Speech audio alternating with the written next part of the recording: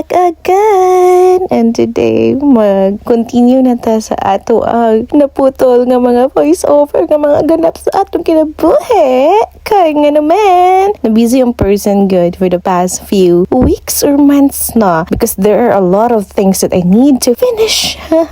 Bitaw or miyawi mga dunami sa lumagwas nga time. Kaya diba, anniversary ni mama ag papa ato nga time. So, nag-decide sila nga magsayumi sa buntag mga around 6 or mga 6 kapin mi ni Larga. So, niabot mi dito mga 7 or mga 8 na. And then, kay daghang paghihapitan, namalit pa sa dalan, ang uban nga tindahan sarado pa. So, nakita mi mga available nga tindahan nga abri pa. Ay, abri pa! Abri na siguro.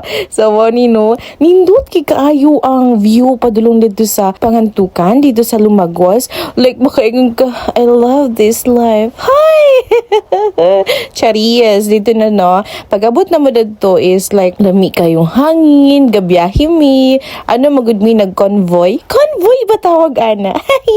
Charias, nagsunod-sunod mi, nagmotor mi tanan. Kay, tagsa-tagsa man mag-motor sa balay, no? So, may motor ko, may motor si Papa o si Mama, may motor akong mga auntie, uncle. So, nagmotor na mi tanan. Wala na mi nagsakyan, motor mi para convoy mi. Convoy! Sana all convoy! So, wala naman ko ka-istorya nga part, no? Inamnam na lang ninyo ang kaganda ng bundok. Ay, kaganda ng bundok! Pa-music ko, ha? Go! Sa pag-ikot ng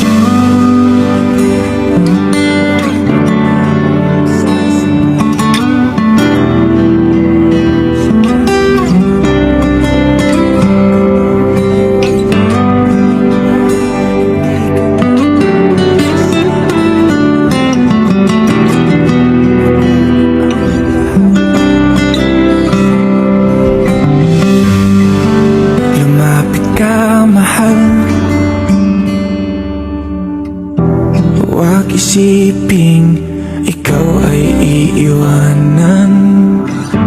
So, mag-voice over sa ko dari nga part, no? So, dari nga part na malit mi og mga foods before mi nisulod dito pa. Sulod sa Lumagwas gyud kay wala na kayo tindahan dito. And that's all. Let's go! Kahit ano pa ang gawin ng mundo sa'yo,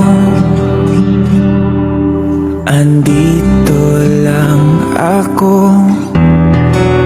Lumubog man ang barko, andito lang ako.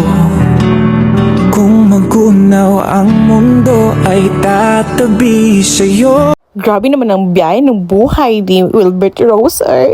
Makakry ba na Charias?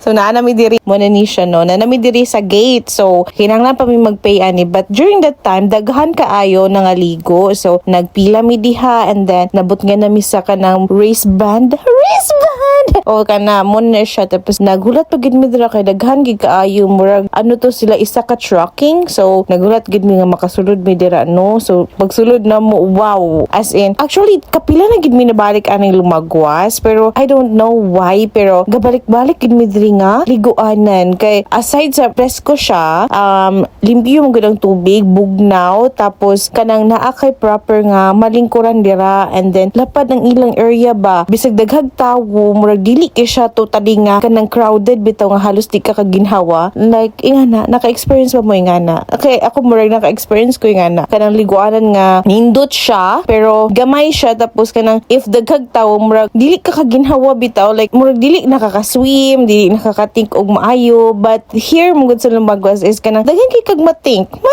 and then dre no na mi dira kay mga bilin naman gud na among gipangdala kay syempre pag gabi ba ato kay sila nagluto, no, nangaon pa mi ato. So dre no samtang kapamahaw mi si Papa nagsugba dito og baboy nga gipalit nila ganang buntag para ang ilahang lutuon. Dre da part gitugnaw na gid si baby, siya nga, tita, oy, tugnaw kayo, di na ako maligo kay gapangurog na siya, no. So na ako, limpyo kayong tubig mo, ambak si baby na ko. Ay, bebe ko, chari. So, nag-try ko dira, no, nag-isagig ko ka oras dira sa taas. But sa una, actually, nag-ambak ko na sa una anhidra. Tong first time ginamong anhidra na mama ug papa tong anniversary gihapon nila. Ato nga time wala pa ko iyab. Hay, no, tapos dili pa kay ko tambok ato. So murag during that time manggod kagani kanang pagsaka na ko didto, ako ma-feel na manggod kay kulba na siya kay ako ang lawas, ako ang ginahuna-huna kay bugat na manggod akong lawas kay ako hunahuna what if maano ko didto sa kay bugat na kakong lawas. So